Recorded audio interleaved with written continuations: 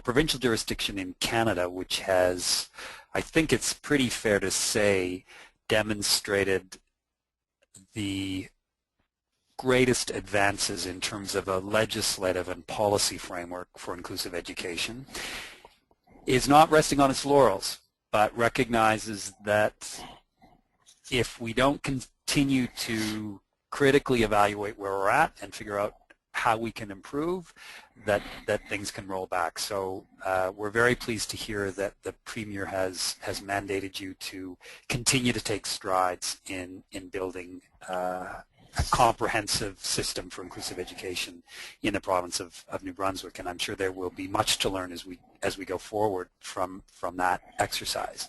Also want to just acknowledge New Brunswick's leadership, as you've said, over the years, and just to let folks know that as the Canadian Association for Community Living, we were able to draw on the example of New Brunswick when we were involved in negotiating the UN Convention on the Rights of Persons with Disabilities that was adopted in 2006 and ratified by Canada just last year. And it was quite a struggle on the floor of the UN to convince other governments that you could establish basically a right to inclusive education, and that there was a foundation to do that, and that it should be done, and that in fact it could be done, and we could point to the example of New Brunswick to show that it could be done. And so that example has definitely had international impact in providing a foundation for establishing in Article 24 of the UN Convention the right to inclusive education for all students. And also it makes very clear the obligation of governments to establish a system for lifelong learning in inclusive education systems. And New Brunswick is clearly showing some strong leadership in that regard. We'll come back to some questions for Minister Carr and possibly some perspective from you on where some priorities might be and how you tackle some of the outstanding challenges that you're seeing in your province. But before we go there, it's my great pleasure and honor to introduce again Calvin Fraser, Secretary General of the Canadian Teachers Federation, to share with us his perspective from teachers on how to advance inclusive education in the classroom on the front line of trying to attain this goal and this human right for all students and all learners. Over to you, Calvin Fraser. Thank you, Michael. Okay, I'm just get something popped up on my screen. There we go. The Inclusive Education Month, I think, is a wonderful idea from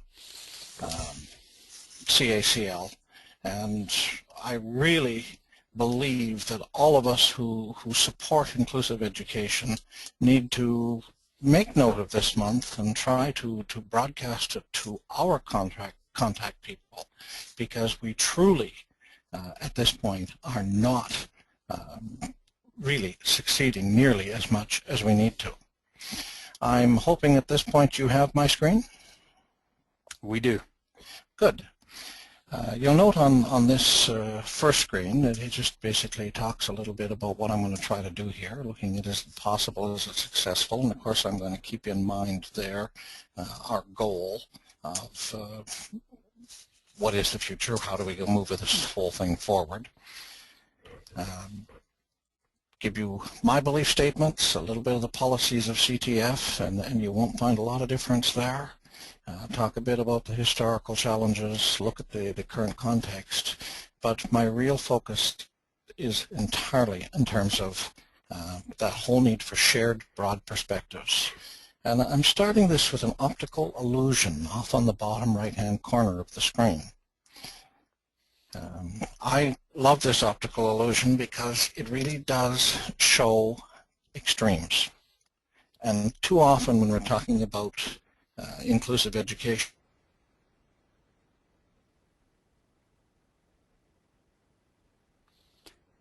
I think we've lost Calvin Fraser.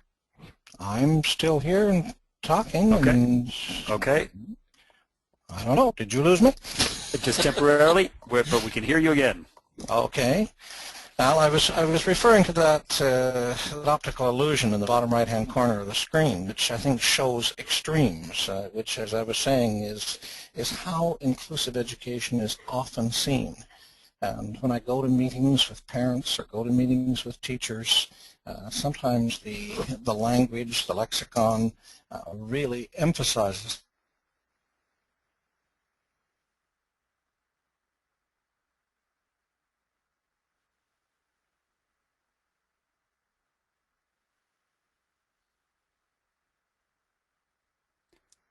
So from there, I was a teacher in Saskatchewan and then Alberta. And in 1987, I was in the Grand Yellowhead Regional Division in Alberta.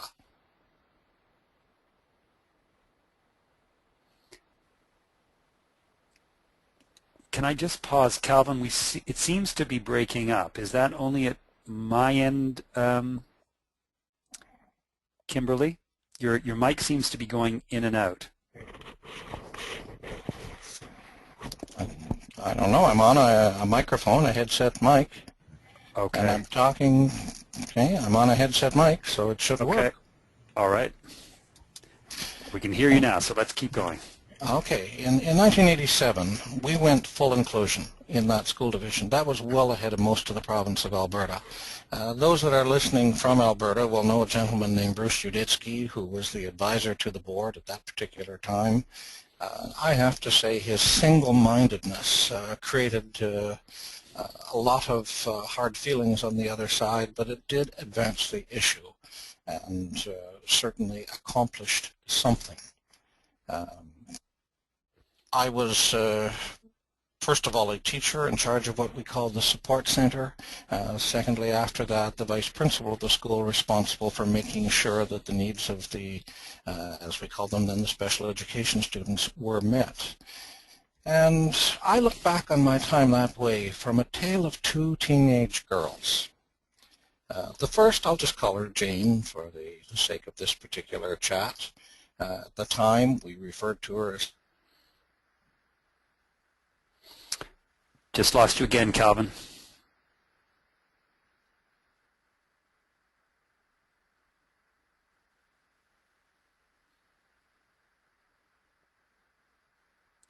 Should I just keep on talking? Yeah, we got you back. I don't know what's Perfect. happening because I haven't changed a thing. Yeah, I'm wondering if there's where your mic is connected, if there's a loose connection. Anyway, it's working now. We'll just keep going and I'll just maybe pause when we don't hear you so we can readjust. Okay, well, Jane entered our school, which was a 600-student junior high school. She came to us from another school where she'd been segregated. She moved around the school at first with her eyes downcast, looking very sad, looking beaten is the word that I've used to describe her, and certainly withdrawn from activities. Her parents were...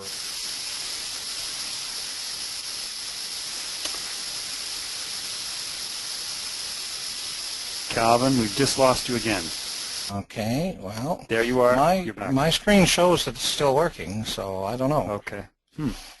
Anywho, within 3 months, that girl had her head up, a sparkle in her eyes, a big smile on her face, was participating with other kids in all kinds of different activities to the best of her ability. The other kids benefited unbelievably from that experience because they grew from their contact with her. Minister Carr referred to the satisfaction that teachers get from the success of children when they're included, and this was a tremendous, tremendous example for us of what inclusion could do. So I will remember that girl for the rest of my life, because she truly did help change and grow attitudes from a large number of teachers. And thank God we had her in the school, because at the same time we had another girl that I will call June, who had rather different challenges, both in learning abilities and in behavior. And her parents sincerely wanted the best for her, but they didn't know how to go about it, and they chose to fight on everything. They demanded an hour to an hour and a half of staff time every day to talk with, every single day to talk with parents. They were constantly critical. They kept constantly asking for change in program, and what that created was a lot of resentments and a lack of confidence in the ability to make inclusion work. I was so happy we had both examples there, because it really did help us maintain a belief in what we wanted to do. I mentioned CTF policy. You notice since 1992, so not quite as early as New Brunswick, not quite as early as even Yellowhead in Alberta, but still quite a long time ago now, CTF policy very solidly swang in favor of pushing for integration of students with special needs and successful integration as the primary context for service to children. So very much supportive of that whole concept. There are... Calvin, just lost you again. Hello, Calvin.